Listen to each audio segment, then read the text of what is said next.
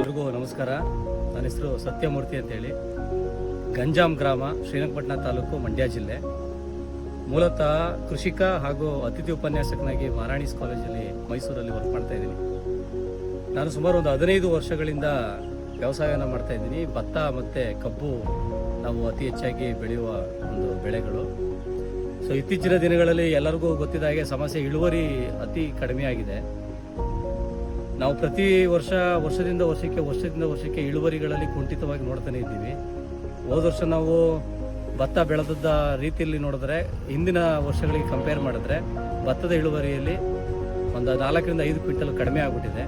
So ಹಾಗಾಗಿ ಇದ್ರ ಬಗ್ಗೆ ಮಾಹಿತಿಯನ್ನು ಹುಡ್ಕೊಂಡು ನಾವು ಕೃಷಿ ಇಲಾಖೆಯಲ್ಲಿ ಸಂಪರ್ಕಿಸಿದಾಗ ಕೃಷಿ ಇಲಾಖೆಯವರು ಮಣ್ಣಿನಲ್ಲಿ ಇರ್ತಕ್ಕಂತಹ ಒಂದು ಪೋಷಕಾಂಶಗಳು, ನ್ಯೂಟ್ರಿಯೆಂಟ್ಸು ಎಲ್ಲ ಕಡಿಮೆ ಆಗಿರೋದ್ರಿಂದ, ಆ ಮಣ್ಣಿನ ಫಲವತ್ತತೆ ಕಡಿಮೆ ಇರೋದ್ರಿಂದ ನಿಮಗೆ ಹೆಚ್ಚು ಇಳುವರಿ ಬರ್ತಾ ಇಲ್ಲ ಅಂತೇಳಿ ಅವರು ಮಾಹಿತಿ ಕೊಟ್ಟರು.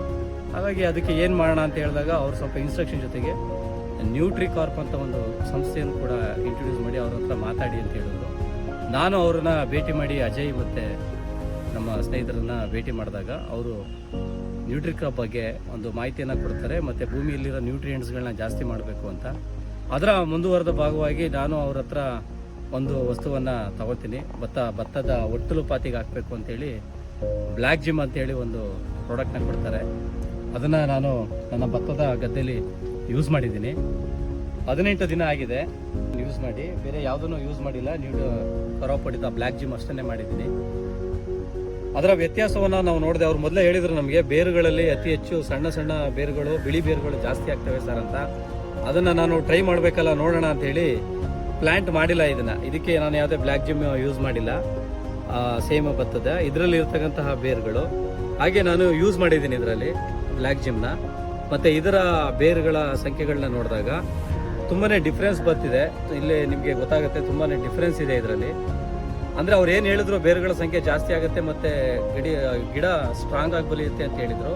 ಹಾಗಾಗಿ ಅದನ್ನು ನಾನು ಯೂಸ್ ಮಾಡಿದೆ ಮತ್ತು ರಿಸಲ್ಟ್ ನನಗೆ ಬಂದಿದೆ. ನಾನು ಬೇರುಗಳನ್ನ ಮುಖಾಂತರ ನೋಡಿದಾಗ ಸೊ ಹೆಚ್ಚು ಬೇರುಗಳಾದಾಗ ಸ್ಟ್ರಾಂಗ್ ಆಗುತ್ತೆ ಅಂತ ಹೇಳಿದರೆ. ಮತ್ತು ನಾಟಿ ಸಮಯದಲ್ಲೂ ಕೂಡ ಕೆಲವು ಗೈಡ್ಲೈನ್ಸ್ನ ಅವರೇ ಕೊಟ್ಟಿದ್ದಾರೆ. ಅವರು ಪರ್ಸನಲ್ ಆಗಿ, ವೈಯಕ್ತಿಕವಾಗಿ ಅವರೇ ಬಂದು ಭೇಟಿ ಮಾಡಿ, ಪ್ಲ್ಯಾಂಟ್ನೆಲ್ಲ ನೋಡಿ ವಿಸಿಟ್ ಮಾಡಿ ಇನ್ಸ್ಟ್ರಕ್ಷನ್ಸು ಕೂಡ ಕೊಡ್ತಾ ಇದ್ದಾರೆ, ಗೈಡ್ಲೈನ್ಸ್ ಕೊಡ್ತಾ ಇದ್ದಾರೆ. ಕೃಷಿ ಇಲಾಖೆಯ ಜೊತೆಗೆ ಇವರ ಒಂದು ಸಹಯೋಗದಲ್ಲಿ ಕೂಡ ನಾಟಿಯನ್ನು ಮಾಡ್ತಾ ಇದ್ದೀವಿ. ಸೊ ನಾನೇನು ಲಾಸ್ ಆಗ್ತಿತ್ತು, ನನಗೆ ಇಳುವರಿ ಕಡಿಮೆ ಆಗ್ತಿತ್ತು ಅಂತ ಅಂದ್ಕೊಂಡಿದ್ದೆ. ಈ ರಿಸಲ್ಟ್ನ ನೋಡಿದಾಗ ನನಗೆ ಎಲ್ಲೋ ಇಳುವರಿನ ನಾನು ಮತ್ತೆ ಪಡಿತೀನಿ ಅನ್ನೋ ಒಂದು ಆಶಾಭಾವನೆ ಮೂಡಿದೆ.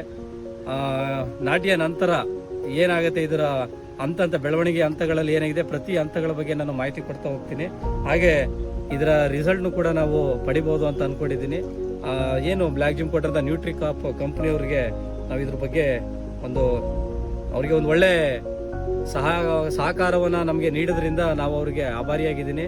ಇದೇ ರೀತಿಯಾಗಿ ನಮಗೆ ಮಾಹಿತಿಯನ್ನು ರೈತರಿಗೆ ಸರಿಯಾದ ಸಮಯಕ್ಕೆ ಅವರು ನೀಡಲಿ ಅಂತ ಹೇಳ್ತಾ, ನನ್ನ ಕ್ರಾಪು ಕೂಡ ಇಳುವರಿ ಜಾಸ್ತಿ ಆಗುತ್ತೆ ಅಂತೇಳಿ ನಾನು ಖಂಡಿತವಾಗ್ಲೂ ನಂಬಿದ್ದೀನಿ. Thanks to ನ್ಯೂಟ್ರಿಕಾರ್ಪ್.